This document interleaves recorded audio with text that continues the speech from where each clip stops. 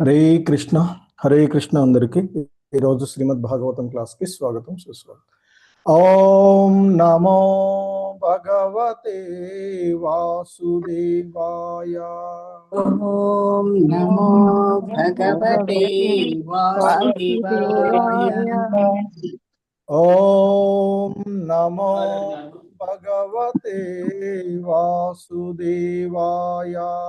ఓం నమో భగవతే వాసుదేవాయ. ఓం నమో భగవతే వాసుదేవాయ. ఓం నమో భగవతే వాసుదేవాయ. నారాయణం నమస్కృత్య నరం చైవ నరోత్తమం. నారాయణం నమస్కృత్య నరం చైవ నరోత్తమం. దేవీం సరస్వతిం వ్యాసం తతో జయముదీరయేత్. దేవీం సరస్వతీం వ్యాసం తతో జయముదీరయేత్. నష్టప్రాయేష్వభద్రేషు నిత్యం భాగవత సేవయా.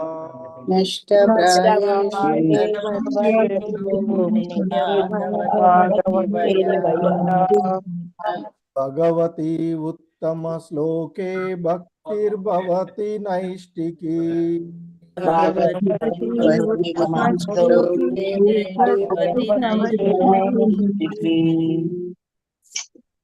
హరే కృష్ణ. సో ఈరోజు శ్రీమద్ భాగవతం 4వ స్కందము, అందులో 14వ అధ్యాయమైనటువంటి వేనరాజు కథ అనేటువంటి ఈ అధ్యాయంలో మనము ఆ మైత్రేయ ముని విదురుడికి చెప్తూ ఉన్నటువంటి, అంటే ఆ రాజ్యంలో ఉన్నటువంటి మహర్షులు వాళ్ళంతా కూడా వేనరాజుకి బోధిస్తూ ఉన్నటువంటి ఉపదేశాలను గురించి చూస్తూ ఉన్నటువంటిది. సో ఈ క్రమంలో ఈరోజు మనము 17వ శ్లోకాన్ని ఇస్కాన్ సంస్థాపక ఆచార్యులైనటువంటి శ్రీల ప్రభుపాదుల వారి యొక్క వివరణము ద్వారా ఈ శ్లోకాన్ని అవగాహనం చేసుకోవడానికి ప్రయత్నం చేద్దాము. Hare Krishna.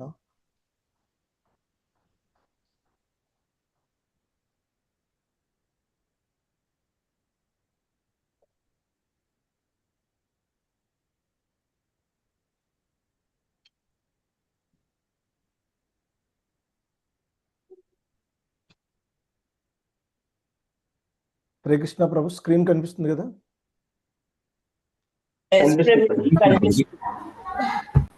Okay. Hare Krishna. Please repeat. శ్రీమద్ భాగవతము 4వ స్కందము 14వ అధ్యాయము 17వ శ్లోకము. రాజన్న సాధ్వమాత్యేభ్యః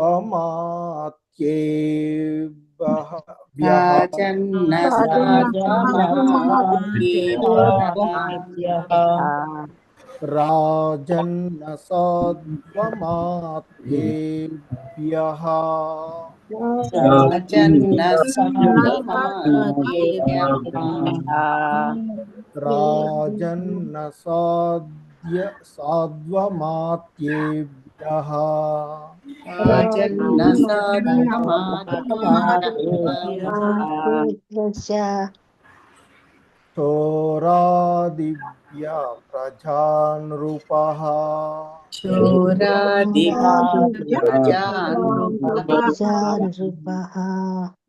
చోరాదిభ్య ప్రజానృపః. చోరాదిభ్య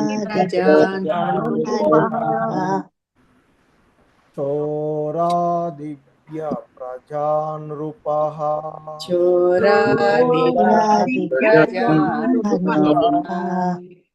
రక్షణ్యతా బలిం గృహణన్.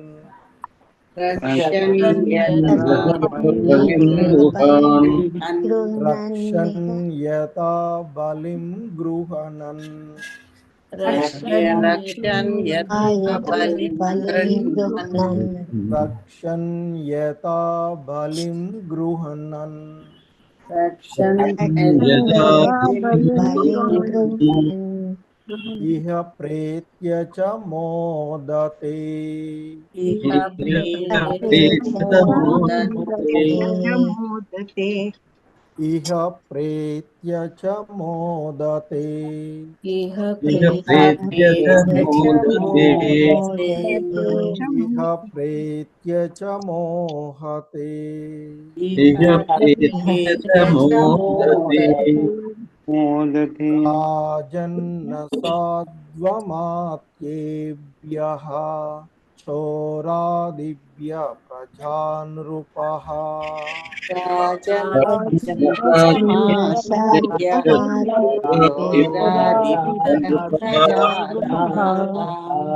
राजन्न साध्वमात्येभ्यः चोरादिभ्य प्रजानृपः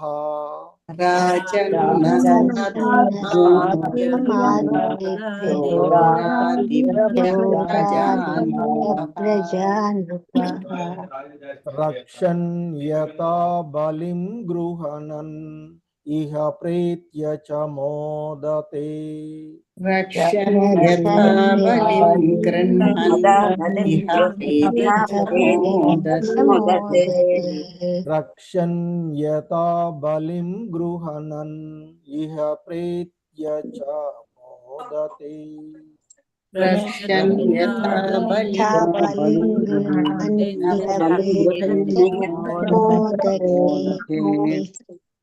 हरे कृष्ण మొత్తం శ్లోకం राजन्न साध्वमात्येभ्यः चोरादिभ्य प्रजानृपः रक्षन् यथा बलिं गृह्णन् इह प्रेत्य च मोदिते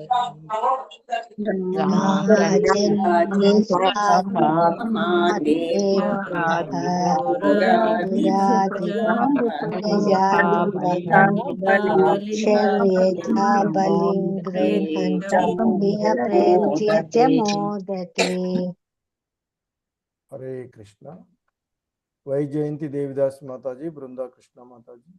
हरे कृष्ण प्रभु। राजन्न साध्वमात्योऽप्य च चोरादित्यं प्रजानृपा रक्षन् यथा बलिगृहन् इह प्रत्यक्ष मोदते। ధన్యవాదాలు ప్రభు। हरे कृष्ण प्रभु जी राजन्न साध्वमातेभ्यः चोरादिभ्यः प्रजानृपः रक्षन् यथा बलिं गृह्णन् इह प्रेत्य च मोदते। श्रीनिवास सेविका माता जी, बाल सरस्वती माता जी। हरे कृष्ण प्रभु जी। राजन्न साध्वमात्येभ्यः चोरादिभ्यः प्रजानृपः रक्षन् यथा बलिं गृह्णन् निह प्रेत्या च मोदते। हरे कृष्ण प्रभु राजन्नासाद्वमातेभ्यः चोरादिभ्यः प्रजानुग्रहः रक्षन् यथा बले गृह्णन् इह प्रेत्य च मोदते। धन्यवाद प्रभु। हरे कृष्ण शोभा रानी माता जी, सरला देवी के माता जी। हरे कृष्ण प्रभु जी प्रणामालु। राजन्न साध्वमात्येभ्य चोरादिभ्य प्रजानृपः रक्षन् यथा बलिं गृह्णन् इह प्रेत्य च मोदते। हरे कृष्ण प्रभु जी। हरे कृष्ण प्रभु जी प्रणामालु।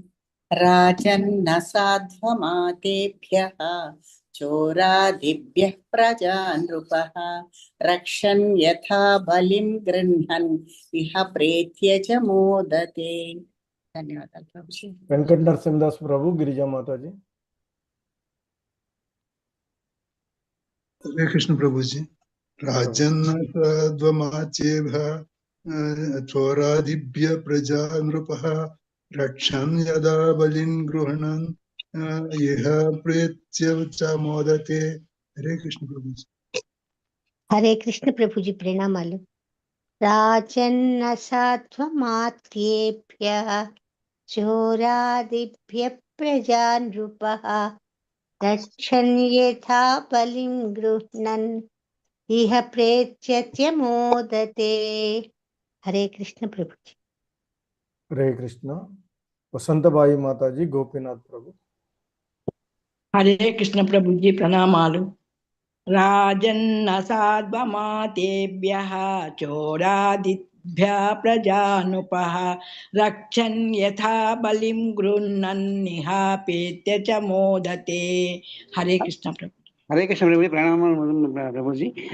राजन् साध्वमातेभ्यः चोरादिभ्यः प्रजानुपः रक्षन् यदा बलिं गृह्णन् प्रेत्या च मोदते।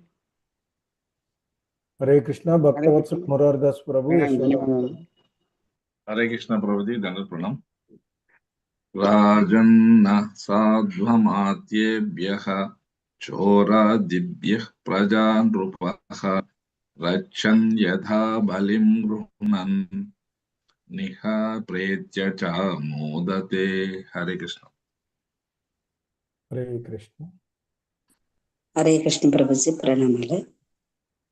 राजन्न साध्वमातेभ्यः चोरादिभ्यः प्रजानृपः रक्षन् यथा बलिं गृह्णन् इह प्रेत्य च मोदते।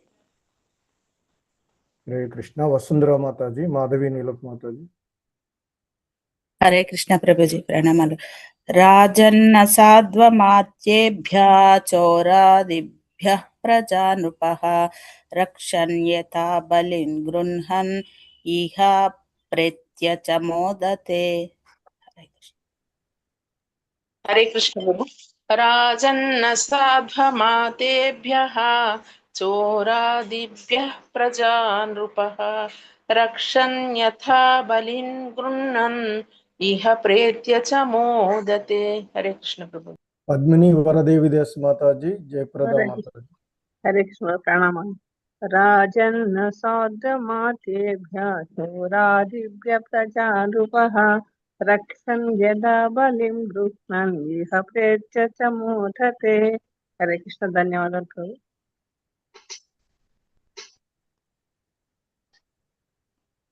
हरे कृष्ण। जयप्रदा माताजी। ओके। नलिनी मोहन माताजी, विशालवती माताजी। हरे कृष्ण प्रभु जी प्रणामालु। राजन्न साध्वमात्येभ्यः चोरादिभ्यः प्रजानृपः रक्षन् यथा बलिं गृह्णन् इह प्रेत्य च मोदते। हरे कृष्ण प्रभु जी। हरे कृष्ण प्रभु जी। राजन्न साध्वमात्रेभ्यः चोरादिभ्य प्रजा नृपः रक्षन् यदा बलिं गृह्णन् इह प्रेत्य च मोदते। हरे कृष्ण प्रभु जी। धन्यवादाలు। हरे कृष्ण। मंजरी भाव देवीदास माताजी, उज्ज्वला माताजी। हरे कृष्ण प्रभु जी। राजन्न साध्वमात्येभ्यः चोरादिभ्यः प्रजानृपः रक्षन् यथा बलिं गृह्णन् प्रेत्या च मोदते। हरे कृष्ण प्रभु जी। हरे कृष्ण। राजन्न स्वादमातेभ्यः चोरादिभ्यः प्रजानृपः रक्षन् यदा बलिं गृह्णान् निःप्रेत्य च मोदते। हरे कृष्ण। कोटेश्वरी माताजी, शिवप्रिया देवीदास माताजी। हरे कृष्ण प्रभु जी। राजन् साध्वमत्तेभ्यो चोरादिभ्यः प्रजारूपः रक्षन् यदा बलि गृह्णन् इह प्रेत्ये च मोदते। हरे कृष्ण। हरे कृष्ण प्रभु प्रणामालु। राजन् स्वाध्वमातेभ्य चोरादिभ्य प्रजानृपः रक्षन् यथा बलिं गृहान्नि इह प्रेत्य च मोदित। हरे कृष्ण प्रभु। हरे कृष्ण। श्रीलता माताजी, नागरत्न माताजी। हरे कृष्ण प्रभु जी प्రణామాలు प्रभु जी। రాజన్న సాధ్వమాత్యేభ్యః చోరాదిభ్యః ప్రజానృపః రక్షన్ యథా బలిం గృహ్ణన్ ఇహ ప్రేత్య చ మోదతే. హరే కృష్ణ ప్రభుజీ. ధన్యవాదాలు ప్రభుజీ. హరే కృష్ణ ప్రభుజీ ప్రణామాలు. రాజన్న సాధ్వమాత్యేభ్యః చోరాదిభ్యః ప్రజానృపః రక్ష్యన్ యథా బలిం గృహ్ణన్ నిహ ప్రేత్య చ మోదతే. ధన్యవాదాలు ప్రభుజీ. హరే కృష్ణ. హరే కృష్ణ. అనుష మాతాజీ, భారతి మాతాజీ, జయప్రద మాతాజీ. హరే కృష్ణ ప్రభుజీ. రాజన్న సాత్వమాతేభ్యః చోరాదిభ్యః ప్రజానృపః రక్షన్ యదా బలిం గృహన్ ఇహ ప్రేత్య చ మోదతే. హరే కృష్ణ ప్రభుజీ. హరే కృష్ణ ప్రభుజీ ప్రణామం. రాజన్న సాధ్వమాతేభ్య చోరాదిభ్య ప్రజా నృపః రక్షన్ యదా బలిం గృహన్ నిహ ప్రేత్య చ మోదతే. ధన్యవాదాలు ప్రభుజీ. హరే కృష్ణ ప్రభుజీ ప్రణామాలు. రాజన్న సాధ్యమాత్యేభ్యః చోరాదిభ్యః ప్రజా నృపః రక్షన్ యథా బలిం గృహన్ ఇహ ప్రేత్య చ మోదతే. హరే కృష్ణ. హరే కృష్ణ. చాముండేశ్వరి మాతాజీ, చంద్రావతి మాతాజీ. హరే కృష్ణ ప్రభు ప్రణామాలు. రాజన్న సాత్వమాత్యేభ్యః చోరాదిభ్యః ప్రజానృపః రక్షన్ యథా బలిం గృహన్ ఇహ ప్రేత్య చ మోదతే. హరే కృష్ణ ప్రభు. హరే కృష్ణ ప్రభుజీ. రాజన్న సాధ్వమాత్యేభ్యః చోరాదిభ్యః ప్రజానృపః రక్షన్ యథా బలిం గృహన్ ఇహ ప్రేత్య చ మోదతే. హరే కృష్ణ ప్రభుజీ. హరే ధన్యవాదాలు. కృష్ణ. వైఎస్ లక్ష్మి మాతాజీ. హరే కృష్ణ ప్రభుజీ ప్రణామాలు ప్రభుజీ. రాజన్న సాధ్వమాతేభ్యః చోరాదిభ్యః ప్రజా నృపః రక్షన్ యథా బలిం గృహన్ నిహ ప్రేత్య చ మోదతే. హరే కృష్ణ ప్రభుజీ. మాధవి యమునా మాతాజీ.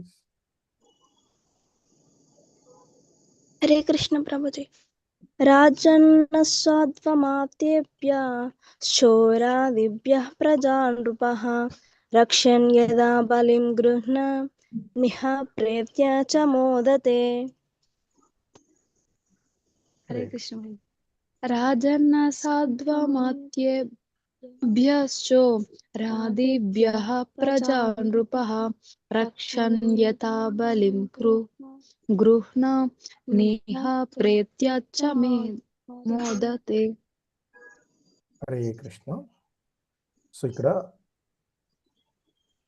ఈ రాదిభ్య కాదు మాతాజీ, ఇక్కడ వరకు విడదీస్తే రాజన్ తర్వాత మాతేభ్యః చోరాదిభ్య తర్వాత ఈ గృహణంలో కూడా గృహణన్ తర్వాత ఇస్తే ఇహ అని చదవాలి. కలిపి చదివితేనే గృహన్ నిహ అని కలిపి ఇక్కడ ఒత్తు పలికి చదవాలి. హరే కృష్ణ. ఓకే.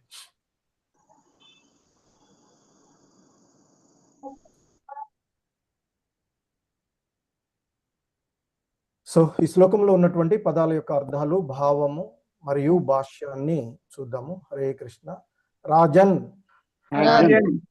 ఓ రాజా, అసాధు దుష్టులగు అమాత్యేభ్యః మంత్రుల నుండి చోర ఆదిభ్యః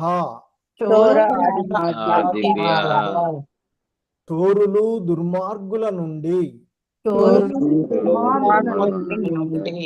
ప్రజాః ప్రజలను నృపః రాజు రక్షన్ రక్షించుచు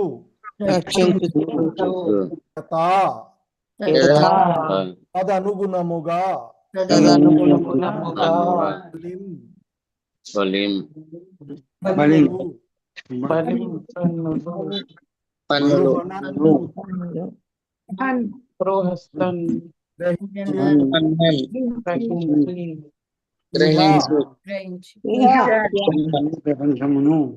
ప్రపంచమును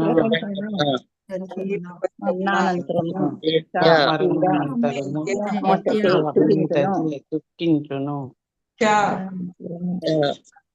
కూడా మేధతే మీ వాయిస్ క్లియర్ లేదు ప్రభుజీ. హరే కృష్ణ మాతాజీ. మీ వాయిస్ ఇప్పుడు వస్తుంది ప్రభుజీ. హరే కృష్ణ అన్నది వినిపించింది ప్రభుజీ. లేదు అర్థాలు మాతాజీ, చెప్పింది మధ్యలో డిస్కనెక్ట్ అయింది ప్రభు. లేదు నేను అసలు మాట్లాడలేదు, మీరే చదువుకుంటూ పోతున్నారు. తాము కూర్చున్నాను నేను. ఓకే, మధ్యలో ఏమైనా డిస్టర్బెన్స్ అయినా సరే. ఓకే మాతాజీ, హరే కృష్ణ అయినట్టుంది కదా. సరే, భావము వినిపిస్తుంది కదా ఇప్పుడు? వినిపిస్తుంది. ఎవరో ఒకళ్ళు కంటిన్యూ చేశారు, కంటిన్యూ చదువుకుంటూ పోతున్నారు. ఓకే, హరే కృష్ణ. నేను భావం చదువుతాను ముందు, తర్వాత మళ్ళీ చెప్తాను. మునులు ఈ విధంగా పలుకసాగిరి. దుష్టులకు మంత్రులు మరియు చోరాదుల వలన కలిగేటి కలతల నుండి ప్రజలను రాజు రక్షించినప్పుడు అట్టి పుణ్య కార్య ఫలముగా అతడు వారి నుండి పన్నులు తీసుకొనవచ్చును.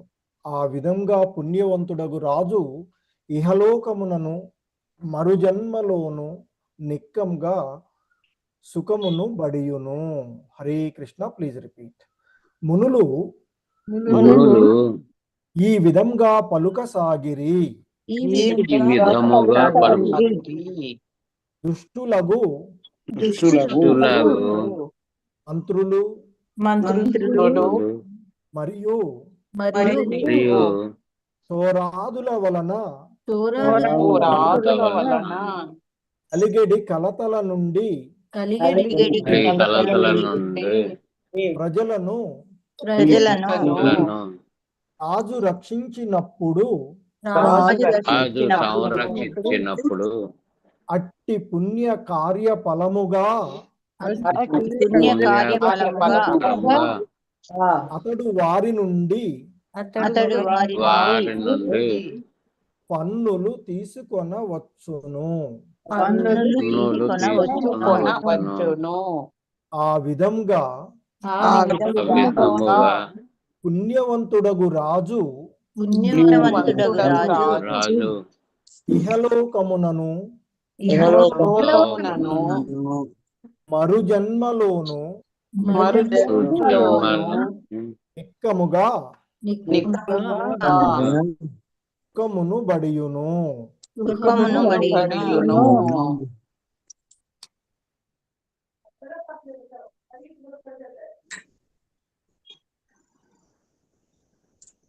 భాష్యము. పవిత్రాత్ముడైన రాజు యొక్క ధర్మము ఈ శ్లోకంలో చక్కగా వర్ణించబడినది. చోరులు దుర్మార్గుల నుండియే గాక చోరాదులకు ఏ మాత్రము తీసిపోని మంత్రుల నుండి ప్రజలకు రక్షణ కల్పించుట అతని మొట్టమొదటి కర్తవ్యము. పూర్వము మంత్రులు రాజు చేతనే నియమింపబడేది వారు, కానీ ఎన్నుకోబడేది వారు కాదు. తత్ఫలితంగా రాజు పవిత్రాత్ముడు లేదా సరి అయిన వాడు కానిచో మంత్రులందరూ చోరులు దుర్మార్గులై అమాయక ప్రజలను కొల్లగొట్టెడి వారు. ప్రభుత్వ కచేరీలోను ప్రజావసర విభాగములలోను దొంగలు దుష్టుల సంఖ్య వృద్ధి కాకుండా ఉండునట్లు చూచుట రాజు యొక్క బాధ్యత. ప్రభుత్వ సేవయందును ప్రజావసర విషయములందును చోరాదుల నుండి రాజు ప్రజలకు రక్షణమును కల్పించలేనిచో వారి నుండి పన్నులు స్వీకరించుటకు అతనికి హక్కు ఉండదు.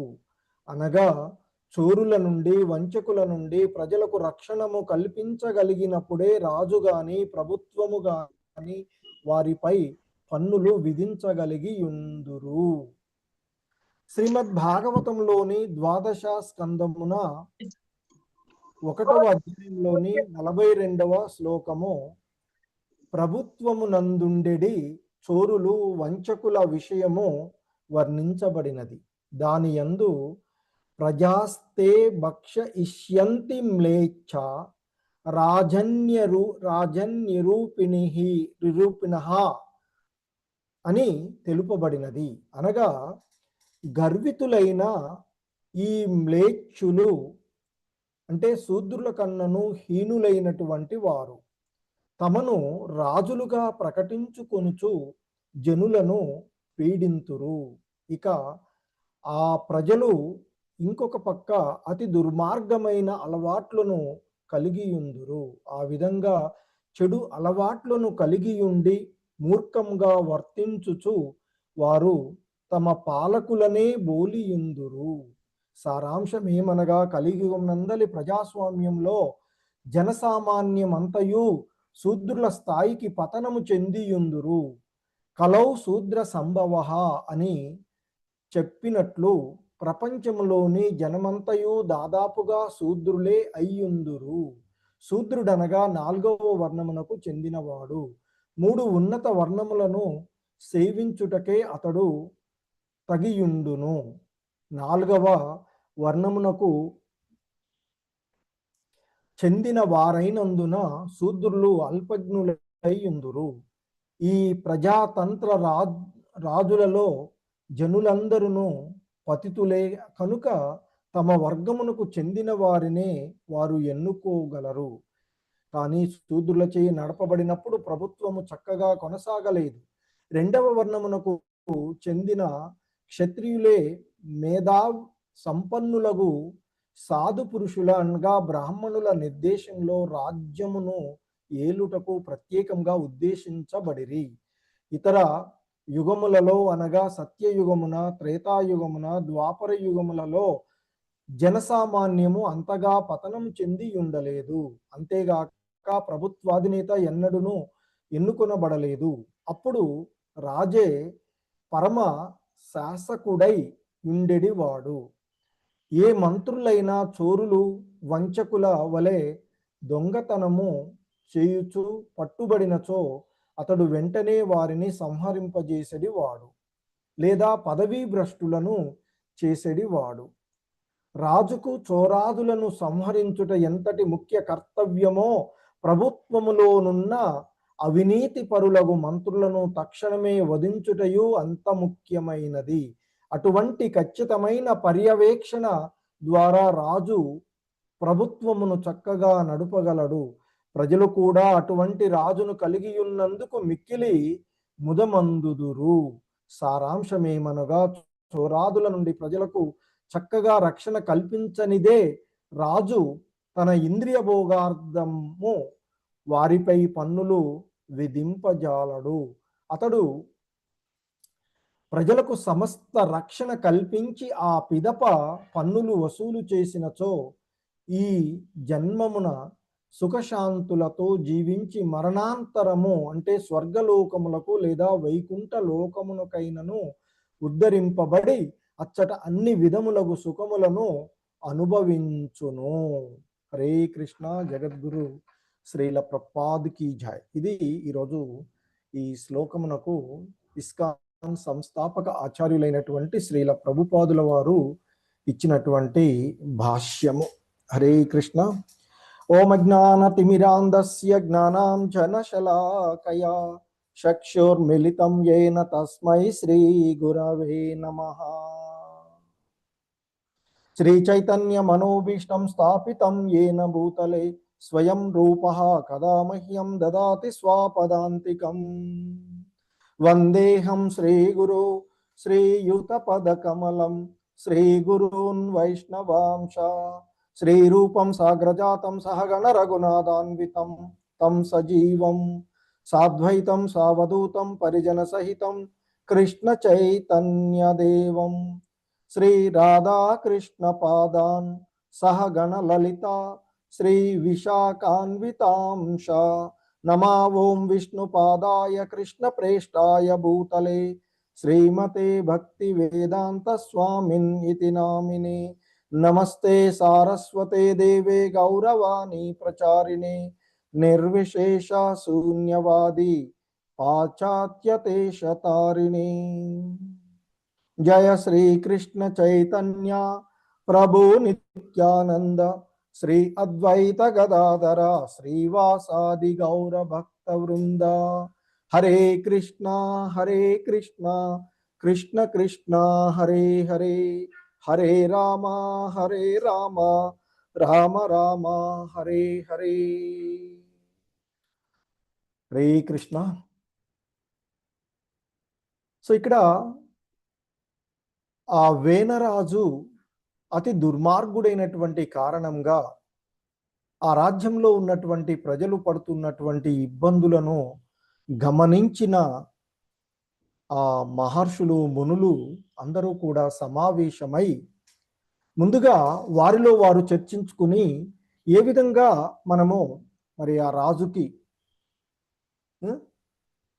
మరి నచ్చజెప్పాలి అని ఆలోచించి ముందుగా వారు సామ ఉపాయం ద్వారా, అంటే మధురమైనటువంటి వాక్కులతో నచ్చజెప్పడానికి పలుకుతూ మొదటగానే వాళ్ళు ఆయన దగ్గరికి వెళ్ళి, రాజా నీకు మంచి ఉపదేశము ఇవ్వడానికి మేము ఇక్కడికి వచ్చాము, కాబట్టి మా మాటలను నీవు శ్రద్ధతో ఆలకించు, తద్వారా నీ ఆయువు, సంపద, బలము, కీర్తి ఇవన్నీ కూడా నీకు వృద్ధి చెందుతాయి. ఎందుకంటే బ్రాహ్మణులు మార్గనిర్దేశకం చేసేటువంటి వాళ్ళు, మా మేధావి వర్గంగా ఉన్నటువంటి మునులు మహర్షులు రాజుకు సలహాలు ఇచ్చేటువంటి వాళ్ళే. కనుక మనకున్నటువంటి వర్ణాశ్రమ విధానమును అనుసరించి చాతుర్వర్ణములలో మొదటి వర్గంగా చెప్పబడేటువంటి వాళ్ళు మేధావి వర్గము లేదా బ్రాహ్మణులుగా చెప్తాం. బ్రహ్మ జ్ఞానాన్ని పొందినటువంటి వారు, ఆ జ్ఞానాన్ని అంటే ఆ పరతత్వ జ్ఞానాన్ని ఆచరిస్తూ నలుగురికి బోధించగలిగేటువంటి వాడు. సో కనుక ఇతరులకు సలహాలు ఇవ్వగలిగేవాడు. రాజుకు కూడా రెండవ వర్గమైనటువంటి క్షత్రియులకు సలహాలు ఇస్తూ రాజ్య పరిపాలనలో వాళ్ళు వారి యొక్క ప్రాముఖ్యతను వాళ్ళు అలా విధంగా కాపాడుకునేటువంటి వాళ్ళు.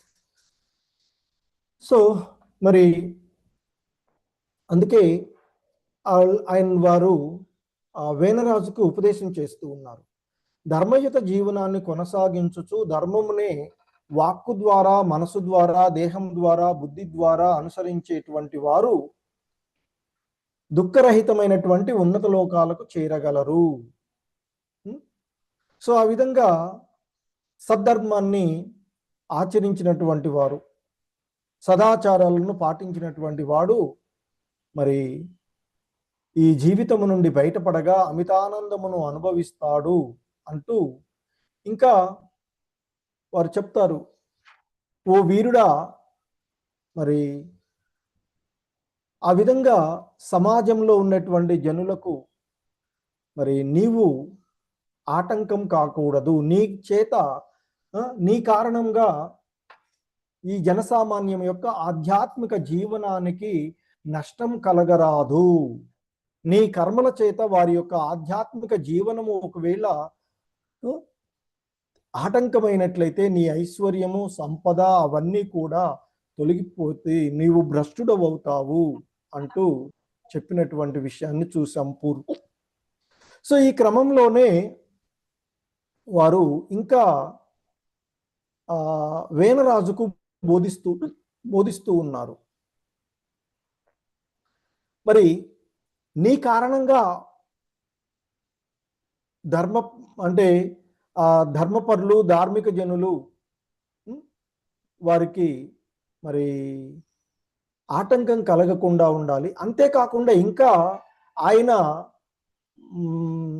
పరివారంలో ఉన్నటువంటి ఆ రాజ్యాన్ని పరిపాలిస్తూ ఉన్నటువంటి వాళ్ళ నుంచి కూడా ఇంకా చెప్తున్నారు. అందుకే అంటున్నారు, రాజన్ అసాధు అమాత్యే.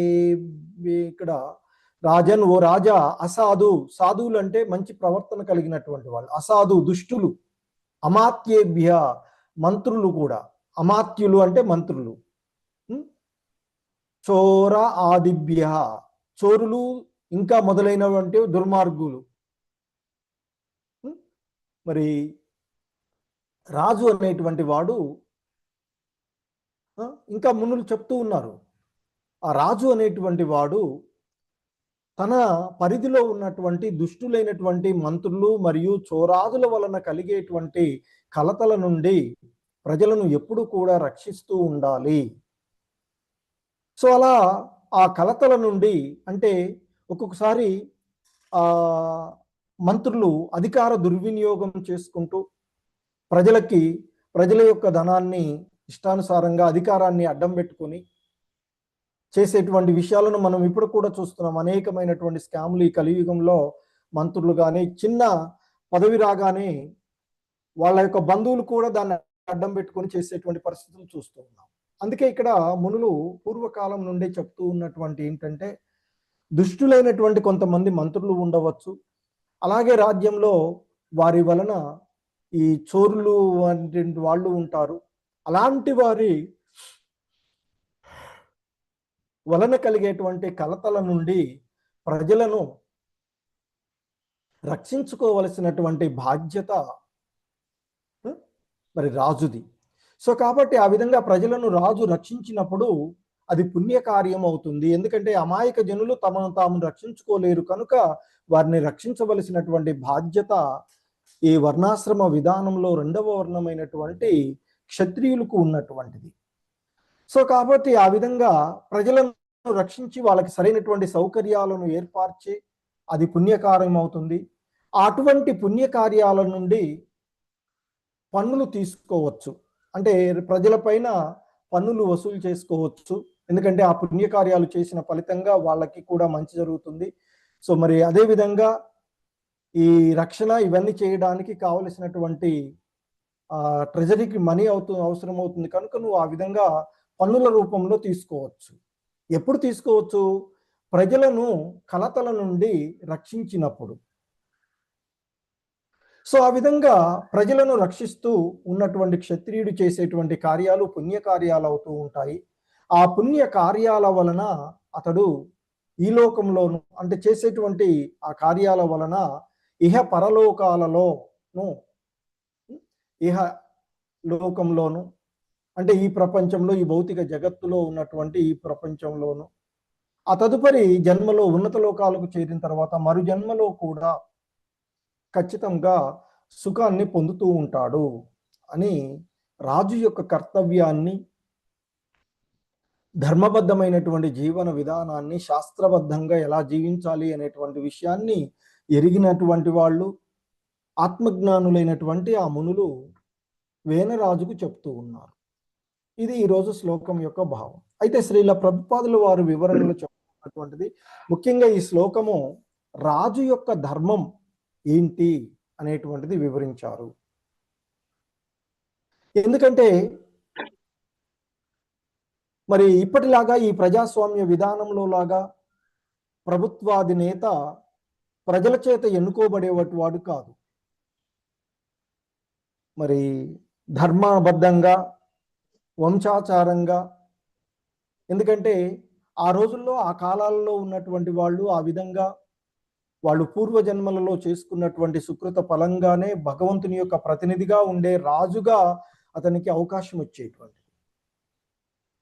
సో ఆ విధమైనటువంటి రాజకుటుంబంలో పుట్టినటువంటి వాడు రాజుగా అయ్యేవాడు. అతనికి ఆ విధమైనటువంటి వాటన్నిటిలో కూడా శిక్షణ పొందేవాడు. ధర్మబద్ధమైన జీవనాన్ని పొందటానికి ధైర్య సాహసాలను కలిగి ఉండేటువంటి మరి అలా క్షత్రియుకు ఉండవలసినటువంటి లక్షణాలుగా ఉండేటువంటి వారి యొక్క కుటుంబాల్లో జన్మించి వారు ఆ విధంగా పరిపాలనా దక్షతను కలిగి ఉండి చేసేవారు.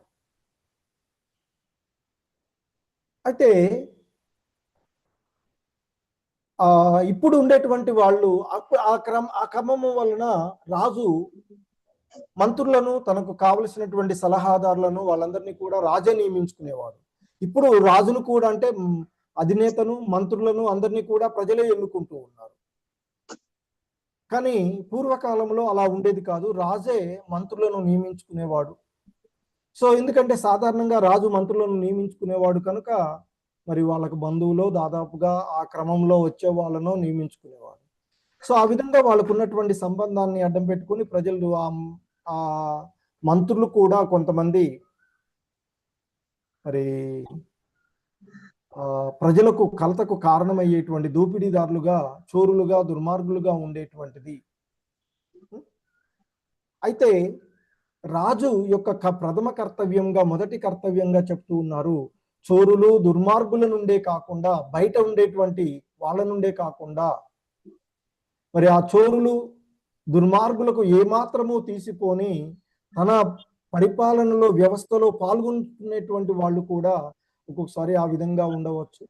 కాబట్టి వాళ్ళ నుండి కూడా రక్షించవలసినటువంటి బాధ్యత, అసలు ముందు మనల్ని మనం ఉద్ధరించుకోవాలి కదా.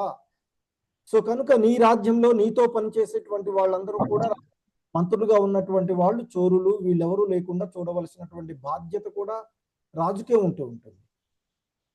ఎందుకంటే వాళ్ళు రాజు చేత నియమించబడేటువంటి వాళ్ళు. అలాగే మరి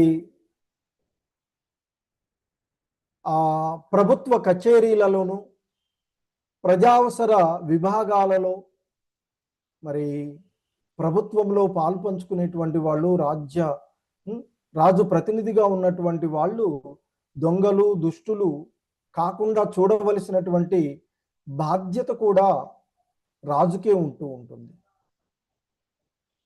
కాబట్టి మరి ప్రభుత్వ సేవయందును, ప్రజావసరముల విషయములందును చోరాదుల నుండి రాజు రక్షణ కల్పించాలి. అలా రక్షణ కల్పించినటువంటి కారణంగానే అది అతని యొక్క ధర్మంగా చేయాలి. ఆ ధర్మం వలన అతడు ప్రజల నుండి పన్నుల రూపంలో వసూలు చేసుకోవచ్చు.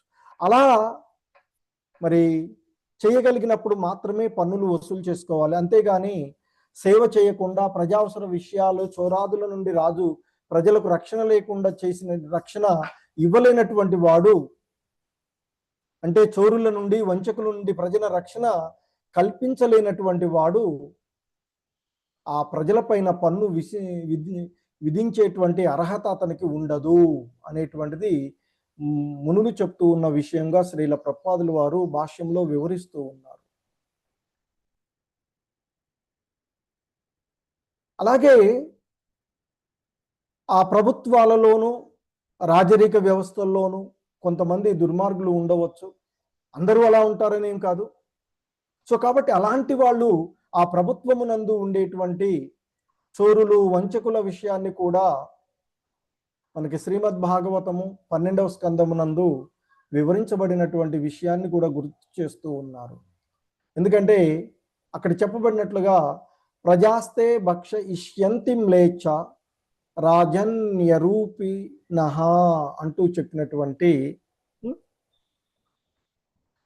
అంటే మరి ఇక్కడ ఆ చెప్తూ ఉన్నటువంటి ప్రజాస్తే భక్ష్య ఇష్యంతి మ్లేచ్ఛ, మ్లేచ్ఛులు సాధారణంగా సమాజంలో వర్గీకరణ విధానంలో వర్ణాశ్రమం అంటే అది కూడా మన యొక్క స్వభావాలను బట్టి, గుణాలను బట్టి, మనం చేసేటువంటి కర్మలను బట్టి.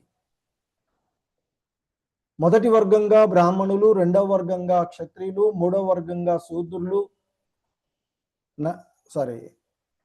మూడవ వర్గంగా వైశ్యులు, నాలుగో వర్గంగా శూద్రులు ఉండేటువంటిది. ఇక వీళ్ళకంటే కూడా ఇంకా హీనులైనటువంటి వాళ్ళు మ్లేచ్చులు, చండాలులు వంటి వారి గురించి చెప్తూ ఉంటుంటారు. సో అంటే మరి అలాంటి అల్పమైన, అంతకంటే శూద్రుల కంటే కూడా హీనులైనటువంటి వాళ్ళు కూడా తమను తాము రాజులుగా ప్రకటించుకొని జనులను పీడిస్తూ ఉన్నటువంటి విషయాలు కూడా చూస్తూ ఉన్నటువంటిది.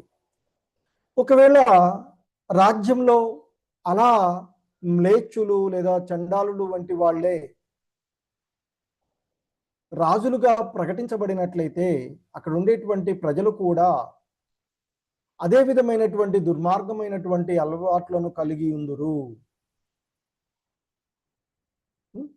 సో అందుకే చెప్తున్నారు ఇక్కడ, ఒకవేళ రాజు అలా ఉన్నట్లయితే ఆ రాజ్యంలో ఉండేటువంటి, అంటే పరిపాలనాధికారి ఏ విధంగా ఉంటే అదే విధంగా ఆయన్ను అలాంటి చెడు అలవాట్లను కలిగి ఉండి మూర్ఖంగా వర్తించేటువంటి వారి యొక్క ఆ రాజుని పోలి ఉంటారు జనులు కూడా అనేటువంటిది. అంటే అందుకే మనకి ఒక సామెత ఉంటుంది, యథా రాజా తథా ప్రజ అని చెప్తూ ఉంటుంటారు.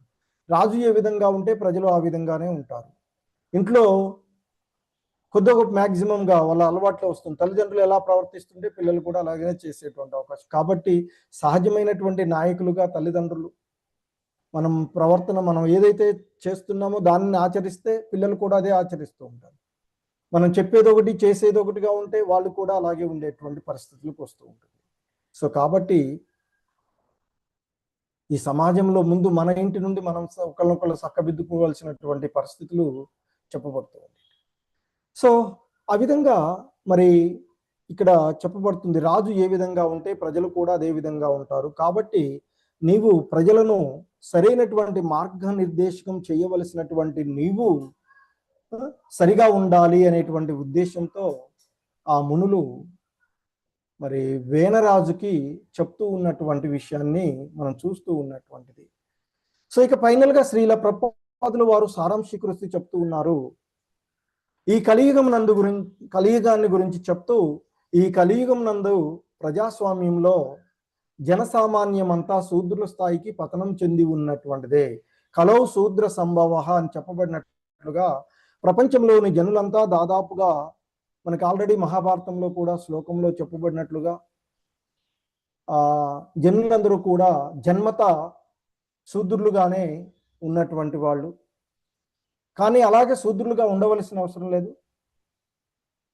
జాయతే అంటూ ఆ శూద్రులుగా ఉన్నటువంటి తమో గుణంలో ఉన్నటువంటి వాళ్ళు ఆ గుణాలను వదిలి క్రమక్రమంగా రజోగుణానికి సత్వగుణానికి శుద్ధ సత్వ స్థితికి త్రిగుణాతీతులు అయ్యి ఉండవలసినటువంటిదిగా చెప్పబడుతూ ఉన్నది, తమను తాను ఉద్ధరించుకోవలసినటువంటిది. సో అదే భగవద్గీతలో మనకి బోధించినటువంటి అంశాలు కూడాను. మన జీవన విధానం ఏ విధంగా ఉండాలి, ఎలా ఉండాలి అనేటువంటిది భగవద్గీతలో బోధించినటువంటి. సో ఇక్కడ మరి ఫైనల్గా సారాంశీకరిస్తూ శ్రీల ప్రభుపాదులు వారు చెప్తూ ఉన్నటువంటి, ఈ ప్రపంచంలో జనమంతా దాదాపుగా శూద్రులే అయి ఉన్నారు. ఈ శూద్రులు అనేటువంటిది మనకి వర్ణాశ్రమ విధానంలో 4వ వర్ణము. అంటే అది పుట్టుకకు సంబంధం కాదు, గుణాలు మరియు కర్మలు చేసేటువంటి కర్మలను బట్టి మనం చెప్తూ ఉంటాం. మరి 4వ వర్గంలోకి వచ్చాము అంటే మనం గ్రేడ్ చేస్తాం కదా, A1 A2 అలా చేసుకుంటూ పోయాం అనుకోండి. దేన్ని బట్టి చేస్తాము? ఒకవేళ స్కూల్లో స్టూడెంట్స్ ఉన్నారనుకోండి, స్టూడెంట్స్ని వాళ్ళకి ఫస్ట్ క్లాస్ సెకండ్ క్లాస్ ఎలా ఇస్తాము? వాళ్ళు పుట్టుకుని బట్టి ఇవ్వం కదా. వాళ్ళు చదువుకొని మంచిగా ఎన్ని మార్కులు తెచ్చుకుంటే మార్కులను బట్టి ఫస్ట్ క్లాస్లో వీడు ఫస్ట్ డిస్టింక్షన్లో పాస్ అయిండ్రా, వీడు ఫస్ట్ క్లాస్లో అయిండు, వీడు second class third class. So distinction first class second class third class అనుకో. థర్డ్ క్లాస్ ఎలాగో అతమమైనటువంటిది, ఒప్పుకున్నా ఒప్పుకోకపోయినా. మరొకసారి చెప్తున్నటువంటి అంశం ఏంటంటే జన్మతో కాదు అది. కాబట్టి గుణాలను బట్టి, కాబట్టి శూద్రుడు అని పిలువబడేటువంటి వాడిని ఎవరినైనా పిలుస్తున్నాము అంటే అందులో నో డౌట్ అబౌట్ ఇట్ అల్పజ్ఞులై ఉన్నటువంటి వాళ్ళే. అల్పజ్ఞులు కనుకనే వాళ్ళని ఆ విధంగా పిలవడం జరుగుతుంది, అంతేగాని పుట్టుకను బట్టి పిలవడు. పుట్టుకతో ఏదైనా ఒకవేళ అంటే నీచమైనటువంటి కుటుంబాల్లో పుట్టిన జ్ఞానవంతులైనట్లయితే, జ్ఞానం ఉంది అనుకోండి, మేధావర్గంలోకి వచ్చేస్తాడు కదా. కాబట్టి పుట్టుకతో సంబంధం లేకుండా వచ్చేటువంటి విషయాన్ని. సో కాబట్టి ఎవడైతే శూద్రుడు అని పిలువబడుతుండో వాడు అల్పజ్ఞుడే, అందులో డౌట్ ఏం లేదు.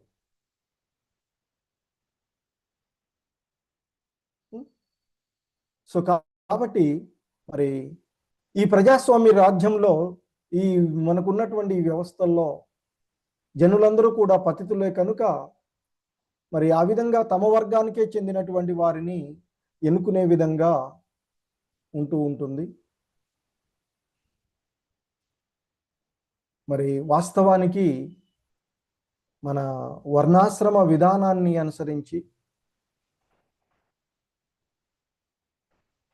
మేధా సంపన్నులైనటువంటి సాధు పురుషులు సలహాలు ఇవ్వాలి రాజ్యానికి. రాజ్యంను ఏలేటువంటి 2వ వర్గమైనటువంటి క్షత్రియులైనటువంటి వారికి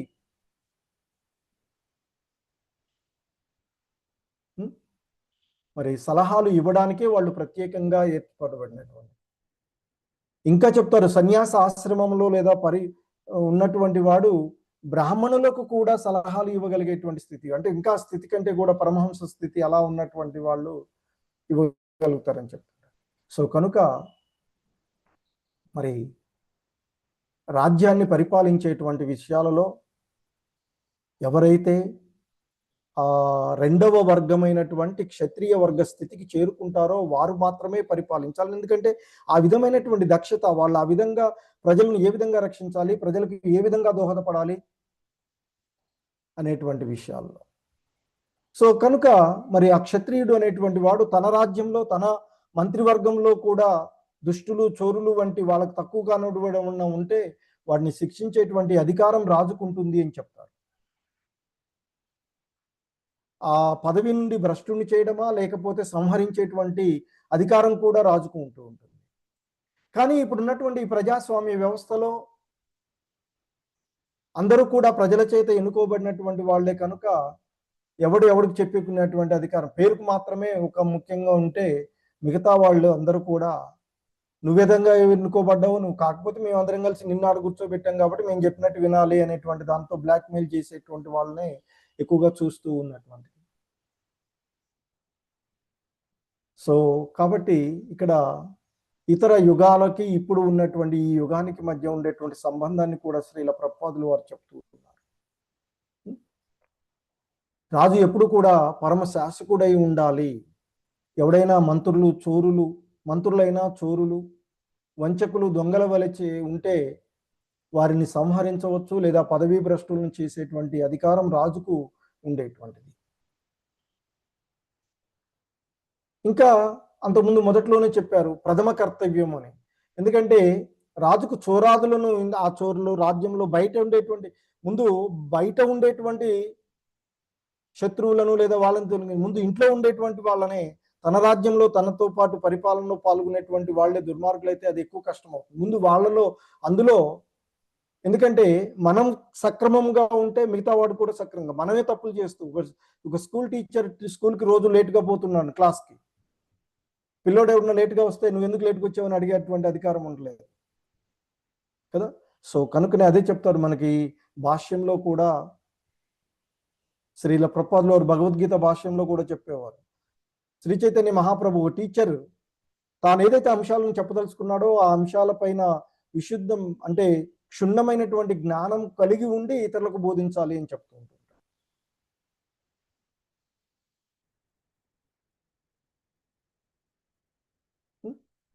సో కాబట్టి ఈ విధంగా చోరాదుల నుండి ప్రజలకు రక్షణ కల్పించినదే రాజు ప్రజల నుండి తన సుఖాల కోసం సంతోషాల కోసం ప్రజల నుండి పన్నులు వసూలు చేయడానికి అధికారం లేదు అంటే ఇక్కడ వేణుడిని కూడా మందలిస్తున్నారు. నీవు నీ యొక్క దానికోసం నువ్వు ఏదో ఫీల్ అవుతూ చేస్తూ ఉన్నావు, నీది చూస్తూ ఉన్నటువంటి విధానం సరి అయినది కాదు. నువ్వు ప్రజలకు రక్షణ కల్పించకుండా ప్రజలను ఆధ్యాత్మిక విధానంలో ధార్మిక విధానంలో కొనసాగకుండా వాళ్ళకు అడ్డుపడుతూ వాళ్ళపైన పన్నులు విధించడం అనేది నీకు సరి అయినది కాదు అనేటువంటి హెచ్చరికగానే చెప్తూ ఉన్నట్లుగా తెలుస్తూ ఉన్నట్టు. సో ఎప్పుడు కూడా రాజు ప్రజలకు సమస్తాన్ని, అదే కదా మనం కూడా ప్రభుత్వాలు పన్నులు విధిస్తుంటే రోడ్డు పన్ను కానీ ఇవన్నీ ముందు రోడ్లు చక్కగా చేయండి రా బాబు అని అంటాం, బయటకు అనలేము, ఏం చేసినా అన్న ఎవడు పట్టించుకునే పరిస్థితి లేదు. సో కనుక మరి ఇక్కడ ప్రజలకు సమస్త రక్షణ కల్పించి ఆ పిదపనే పన్నులు వసూలు చేసినచో ఈ జన్మమున కానీ తదుపరి జన్మలో కానీ అంటే స్వర్గలోకానికో లేదా వైకుంఠ లోకాలకో ఉద్ధరించబడిన తర్వాత కూడా సుఖాలను అనుభవిస్తాడు తప్ప ఇలా దుర్మార్గమైనటువంటి పరిపాలన చేసేటువంటి వాడు, రాజు తన యొక్క ధర్మాన్ని స్వధర్మ నిర్వహణ చేయనటువంటి వాడు సుఖశాంతులతో ఉండలేడు అనేటువంటి విధంగా ఇక్కడ ఆ మునులు వేనరాజుని హెచ్చరిస్తూ ఉన్నట్లుగా మనం చూస్తూ ఉన్నటువంటిది.